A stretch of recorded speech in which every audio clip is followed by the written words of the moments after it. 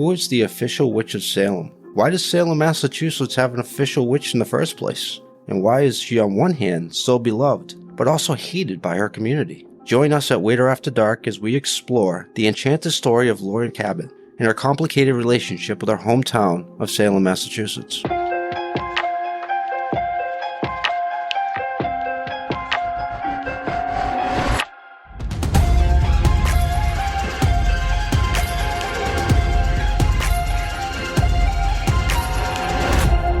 Welcome back to Weirder After Dark, the podcast we get into everything New England weird. My name is Sean, and I'm here with my two co-hosts. I am Chris. And I'm Kathy. And we have an absolutely enchanting episode. Is that right, Chris? Enchanting works. Yeah, we're going to be talking a little bit about Salem, Massachusetts, and the official witch of Salem. All right. That's not even a little late for Halloween, Chris. I think we're a couple months after that. Oh, no?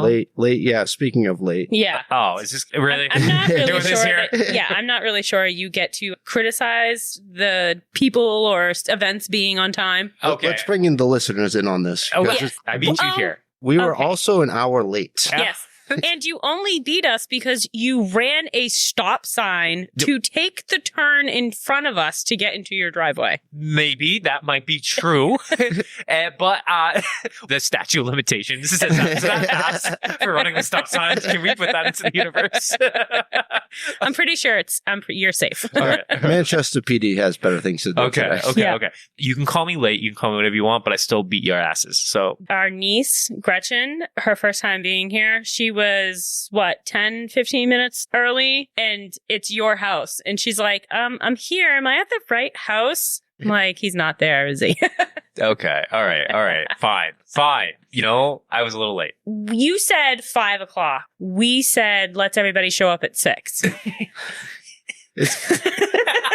It's not a problem. We'll just plan on an hour and a half late. I was Is at a on time birthday next time. party. I was at a birthday party for a 4-year-old. Okay, you know, I was on a bounce house. I got lost in the time. I don't know. I don't say. Who's your 4-year-old friend? Okay. It was a friend's kid. Oh, get out of here. Don't make this weird. Anyways, Chris, get us out of here. Yeah, Save tell me. us- What are we doing? Tell right. us what you're sharing I'm today. going to share a story with you guys. So in 1991, a local artist from Salem, Massachusetts named Martha Bronsfield was reported missing.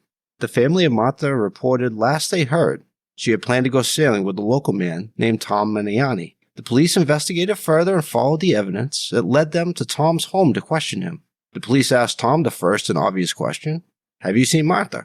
Now Tom, who was obviously a criminal mastermind toying with the police, answered, "Who's Martha?" Martha who? I don't know Martha. Martha. Never met her. Met her? I've never seen her. Yeah. So this is when the clever and cunning detectives, who had clearly met their intellectual match in Tom, confronted Tom about his plans to go sailing yesterday. Tom then changed his story to, "Yeah, that Martha. She never showed up. Weird." The police, obviously outwitted by Tom, this chess grandmaster of human psychology, they were fooled and decided to turn their investigation elsewhere. So he's like, I don't know who Martha is. She didn't show up. And they're like, oh, okay. Nothing to see here. We gotta go look for more evidence. Yeah. So the police, confused, This is going to end well. they decided to return to the boat docks to search for more evidence and leads. They quickly found 4 witnesses that saw Martha get onto Tom's boat that day. Shocker. The police, now having more questions than answers, decided to go back and question Tom again. Tom, the tenured professor at the University of Future Bond Villains that he is, slightly and cunningly changed his story to throw off the detectives. Now, the seasoned Salem detectives picked up on the small change to his story. I'm curious if you two will pick up on the same small shift in his story that tipped off these experienced detectives. Okay. When confronted by the police about the 4 witnesses that saw Martha get onto Tom's boat that day, Tom then changed his story to, "Yes, we went sailing, but Martha fell off the boat." What? No way. Clearly this makes sense. The police were suspicious of the slight change, but Tom, with ice water in his veins, stayed true to his alibi of, "Yeah, the girl fell off the boat." I mean, I believe him. I believe him too. The unshakable detectives, needing more evidence to build a case for foul play, the police began to search the bay for Martha's body but could not find it. They also sent divers out into the bay, and they could not find her body either. They interviewed friends and family, and nobody could confirm her motive. Without further evidence, Tom's masterfully laid out plans of deceptions were working. He was going to get away with it. Does he happen to be a lawyer? I'm looking for a lawyer. At this point, he was only going to be charged with not reporting an accident. No. Far short of the dastardly crimes the police suspected him of. That's when one of the investigators reached out to the official witch of Salem, Laurie Cabot, who was world-renowned for her psychic abilities. Now, Laurie was provided with Martha's name, last known location, and her date of birth. Laurie went into a trance-like state when Laurie had a vision and glimpses of Martha's traumatic and violent end. Laurie reports that she saw Tom make sexual advances on Martha, and when she rejected him, he dragged her to the side of the boat and struck her in the head. What? Yeah. That's a reasonable response to being told no. Reasonable. Yeah. In her vision, Tom proceeded to put weight on her hips and tie an anchor to Martha's feet before tossing her overboard.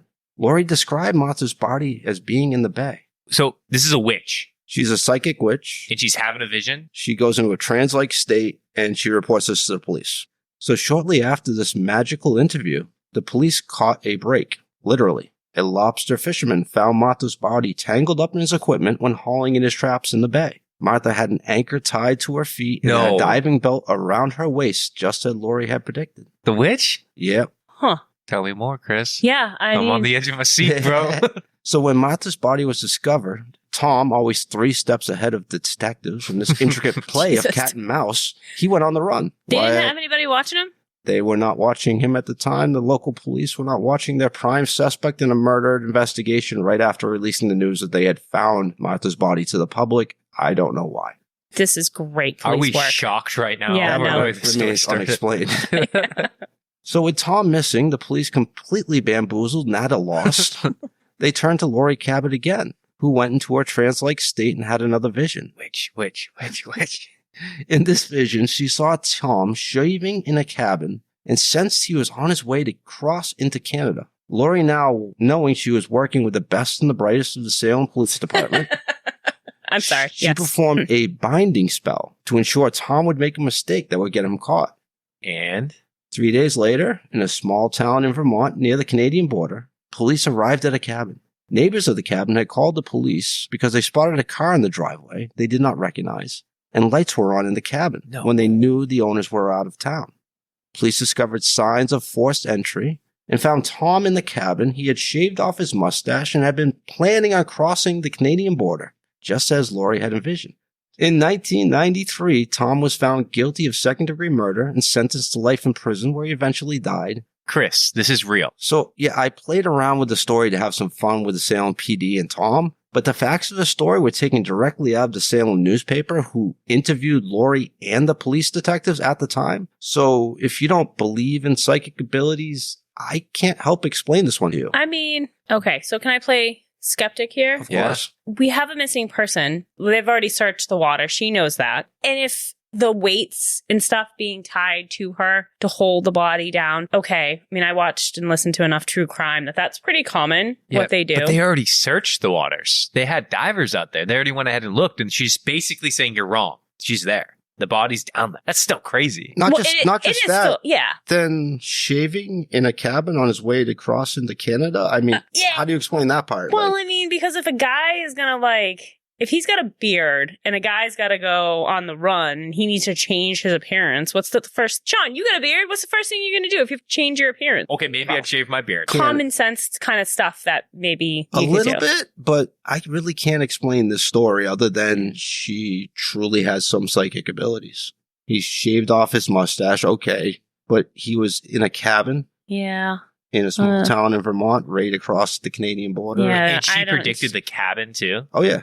Yeah, that's... I don't know how to... The fact that she had weights put on her hips and she used a diving belt to keep her body submerged below the water. That's so specific. Specific. Yeah. I feel like more than she's a psychic, you could convince me she was in on the murder with how specific it is. It does seem too on point. So, Chris, this story is about Laurie Cabot, about a psychic witch. So this story is about Laurie Cabot and how Salem, Massachusetts got an official witch. And it's really about the relationship between Laurie and the town of Salem and how they clash, but they kind of grew together over time. The city of witches is clashing with a witch?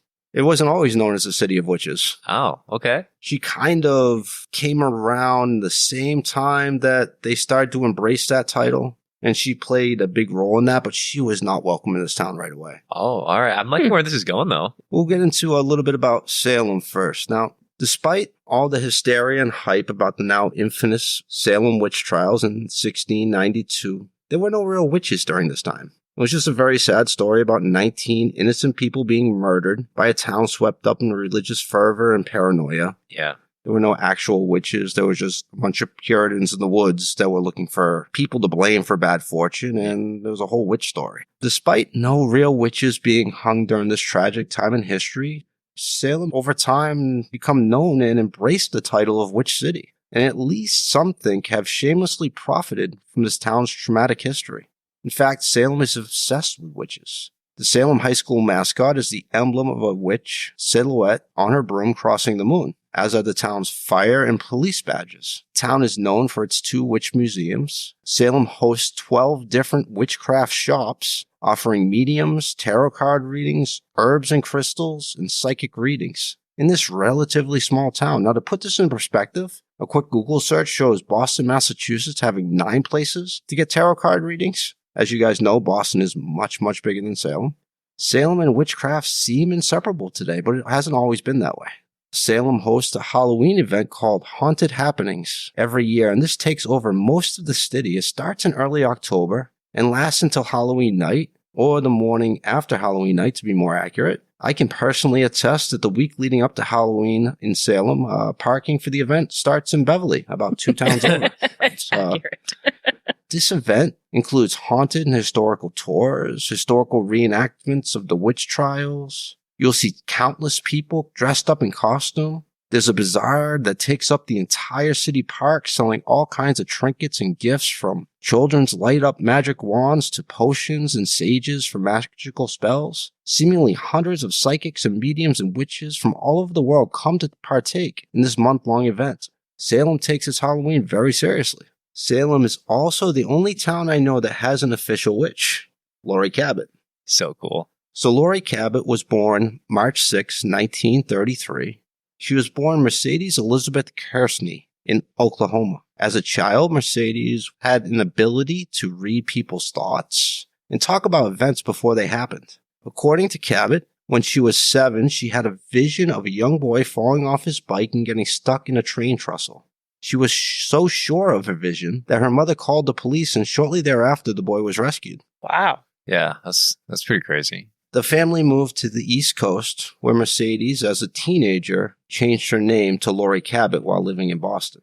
Now, she changed her name due to her belief she was related to the prominent Boston Brigham Cabot family. The Brigham Cabot family were key in starting Harvard University and provided the namesake for the Brigham and Women's Hospital in Boston. Oh, so these are big people, big hitters. Oh, yeah. And she thinks that she's related to them? Yeah. It is unclear and from my research as to why she believed this was true and took their name. I don't know. Maybe one of our listeners knows and can fill us in. Or in my mind, psychics will do progressive past lives meditation. So maybe she found a connection that way.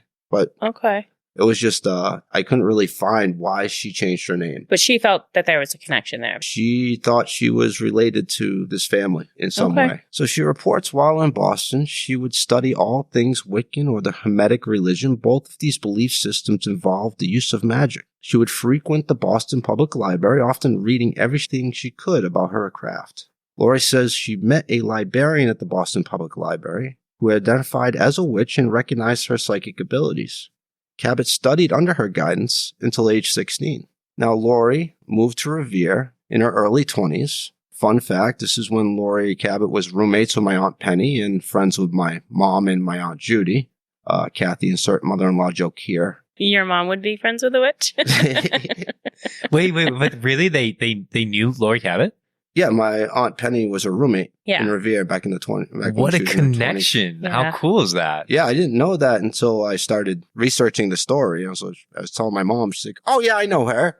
Yeah, well, she was sounded also exactly like your mom. That was actually a pretty good impression. Yeah. Wow. Oh, Laurie. Yeah, I know Laurie.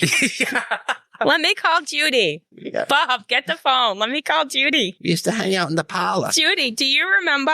We love you, Robin. So Laurie, in her late 20s, moved away to the big city. The bright lights, the city that never sleeps. She wanted her piece of New York City. But after a divorce and a failed nightclub business, she then moved back to Salem, Massachusetts in her early 30s. This was reportedly not by choice, but due to financial restraints, she could not afford the Boston area anymore and had to move to the cheaper suburbs of Salem. It ain't cheap anymore. Not cheap anymore, but Yeah. back in the 70s it was. Random thought. So you said that Salem's high school, their mascot was like a witch on a broom. Yes. Like, men definitely created the idea and emblem of what a witch looks like, right? Like, they're just like, all right, what would a witch look like? Well, women would have a broom. So Yes, because they're sweeping the floor. Obviously. And they right? need a fast getaway. They Yeah. just hop on they it and hop on fly their- away. they hop on the only thing they know, the broom. It's funny, Laurie Cabot takes issue with that as well. Yeah. Oh, really? Yeah, she feels like that's pretty sexist. That's what I'm saying. I was like, this is pretty messed up. Yeah, I'm also thinking too that like it's kind of you're a witch or even just someone who practices the Wiccan religion. Mm-hmm. It's kind of like a little bit of an insult, right? Yeah. Like I would think so. I mean, that folklore from the old world, nothing really to do with the Wiccan or Hermetic religions or Yeah. modern witchcrafts. or the Yeah. belief I mean system. maybe not. Maybe they embrace it, but Yeah. yeah, I don't know. Well, It was a thought I had. sounds like maybe we're going to hear some thoughts That- Laurie Yeah. had. Laurie had? Yeah, not Yeah. by Cabot, but we'll get into that. Yeah. Okay. So when she moved back to Massachusetts and moved back to Salem, Cabot opened her first witchcraft shop with help from friends. It sold herbs, jewels, tarot cards, and other items used in witchcraft. Cabot reported there were few places to buy these types of items back then, so she made most of them herself. Her first shop in Salem was simply called the Witch Shop. This was enough because there were no other similar shops in town or really in the area at the time. Remember, today there are 9 witchcraft shops in Salem, so she was the only one back in the 70s. So only 2 weeks after opening her new place, a woman ran into her shop screaming that Cabot was going to hell and was going to bring the devil to Salem. Oh my god. Yeah, that's a little Yeah. dramatic. Simmer down. Another time, a man stopped his car to yell at her that they are going to burn and hang you again Oh. as she walked through Salem with her 2 young children. Oh no. that's so messed up. So wait, they're just doing this because they're like, Because you're a witch and we don't she's want a you here? witch, yeah. She's got like a shop called the Witch Shop, and they're like, Wow. we're just gonna be dickheads to you. Because she's openly practicing as a witch, and Salem was not as open to it back then. That is going to age poorly. Yes.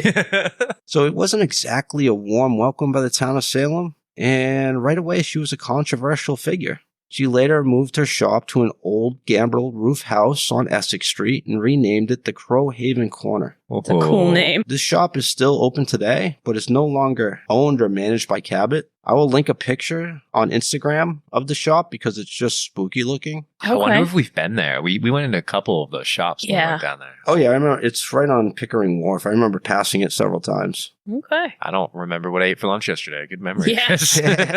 I didn't remember it until I saw the picture again, Okay, but okay. yes. So at one point, while living at 18 Chestnut Street in Salem, her cat got stuck in a tree. Oh, Aw. Now, her cat was considered family to her, and cats play a big role in some witchcraft belief systems. was it a black cat? Yes. Ha, Yeah. Of course it was. She, Nice. She called the fire department for help and was ignored for 3 days. Aw. And the cat was just in the tree for 3 days? So on day 3, instead of calling the fire department, she called the local newspaper and claimed, "I'm a witch, that cat is my familiar, and the town is denying me services." Get Yep. him, Laurie. That's it. So later that day, the fire department showed up, but also the local paper and photographers and the mayor, Hell yeah, they did. all seemingly smelling a story or a scandal to be avoided. Mm. So her daughters were bullied so bad at school that Laurie Oh. ended up having to homeschool them. Oh, that's Oh, sad. that is so That's not sad. nice. Yeah, the parents and religious leaders used to protest when she was invited to give talks about her theories on and history behind witchcraft. During Halloween, evangelical Christian groups would take to the streets with signs and bullhorns, Ugh. declaring witchcraft as a form of devil worship. Cabot's shop would take the brunt of their hatred, and the town of Salem did very little to assist back then. So yeah, it wasn't exactly an easy road for her. Yeah. So despite all the hatred, Salem was also changing. In 1970s, the TV show Bewitched, its studio in California burnt down. With some clever rewriting, they changed the location to Salem, Massachusetts to play into the Salem witch trials. and they filmed a few episodes on location in Salem where the main character went back in time and faced the witch trials. Now, this show created a renewed interest in the city and its connection to witchcraft. More attractions, such as the Salem Witch Museum, opened to capitalize on the interest in the Salem witch trials. Cabot's shop became much more popular and a destination for people who were interested in or practiced in the Wiccan religions. According to Cabot, from then on, she was still frequently harassed whenever she walked through Salem's downtown. However, her story was also met with curiosity sometimes. She started to receive interview requests and began to appear on national talk shows, including Oprah and the Today Show. So her story was kind of getting out there in a bigger way. Now, Cabot did walk around Salem dressed in all black robes with dark black eye makeup, fueling the controversy and notoriety and becoming a lightning rod for harassment and ridicule. She refused to stay in the background or tone it down, but at the same time, she was staying true to herself and her community. So is it fair to say, Chris, that this situation with her cat being stuck in the tree was a tipping point to like her notoriety, more so in the town, but like nationally? Is that really the tipping point that led off to all that? I think it's a mix of several things. I think the town at first really hated her, not the entire town, but most of the town really wanted her gone. But as Salem started to benefit more from its association with the witch trials and Halloween and all those things, I think some people started to slowly kind of let her in. There's still some harassments 6 decades later, and it's getting better moving in that direction, but it's a long road for her. Yeah. So despite the hatred, Cabot stood her ground and continued to spread her philosophy centered around positivity, love, and inclusion, and do no harm to others. Sounds like a wholesome witch. Yeah, right. I mean, compared to the evangelical Christian, she sounds like the good person in the story. Yeah. So in the mid-1970s, Governor Michael Dukakis bestowed upon Cabot the State Patriot Award. This historical award is issued by the governor to honor citizens of the state for public services which lead to the betterment, enrichment, and welfare of the Commonwealth of Massachusetts.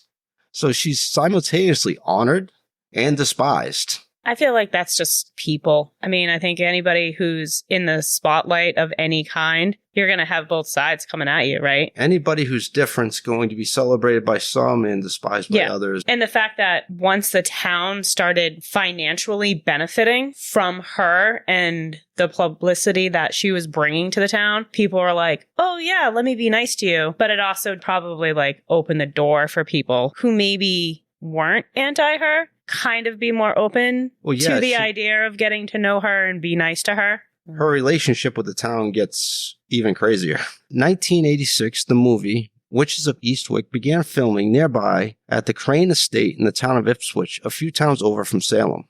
Cabot became alarmed by the film's inaccurate portrayal of witchcraft and tried to get the studio not to release the movie. When this failed, Cabot formed the Witches League of Public Awareness, now known as the Witches Civil Liberty League, which helped get paganism recognized and protected as a religion, and they continued this work to this day. So yeah, speaking to your point, she was making moves in politics at this point. So Cabot was quoted in Time magazine as saying, Satan worship and the Eye of Newt, Toe of Frog days are gone, or more properly, never were. She said, when people come into my shop and ask me how I should worship the devil, I say you're in the wrong place. Cabot reported sadly during this interview, I've had to explain that I don't kill babies or drink blood. Cabot tirelessly tried to enlighten many people over the years about their misunderstandings and biases about witchcraft, oftentimes falling on deaf ears. So Cabot and a few fellow witches started to attend Salem town meetings and started to advocate for witches and speak up about what they saw as biases against their practices.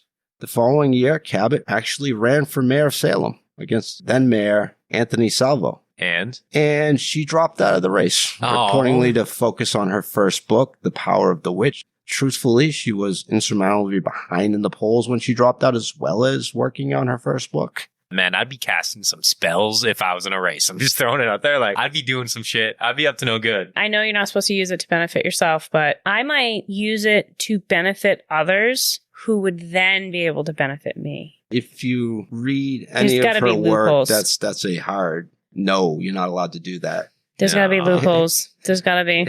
I'm just saying. So as a business owner, Cabot did not pay her taxes for several years. And because of her notoriety, this was a big scandal in town. And she was in the public eye and the newspapers again. She was able to catch up on her missing taxes and simply reported she was not on top of that aspect of her business at the time, but everything she did was a big scandal. So she was a very known person. So something like that hit the papers right away. So Cabot's final shop in Salem, the Cat, the Crow, and the Crown on Pickering Wharf, was later renamed the official witch shop. It closed its doors on February of 2012. Now, Cabot still maintains an online business and also sells her handcrafted magic products at Enchantment, a witch shop on Pickering Wharf in Salem as well. She's just playing a much smaller role these days. She's switching around still. Okay. So Cabot had an interesting and controversial relationship with the town of Salem. Cabot was clearly benefiting from the town's obsession with witchcraft. At the same time, she was critical of the town's exploitation of the innocent people accused of witchcraft during the Salem witch trials. She is critical of the town's use of a witch on a broomstick emblem, which she believes was insulting to practicing witches and to women in general. She had gained a lot of notoriety and business from the interest in the Salem witch trials at the same time. Despite a rough start and ongoing harassment in town, she was also beloved by this town and held in a place of honor. As we already discussed, she was willing to help her town using her psychic abilities, if not the town, at least poor Martha and her family. She even ran for mayor, even though she sees herself as an outsider. So she's a very complicated person, a very complicated relationship with the town of Salem. To get to what you guys were both asking about earlier, her religion and belief system is based in tolerance, love, and respect, and magic can only be used to protect oneself but not to harm others.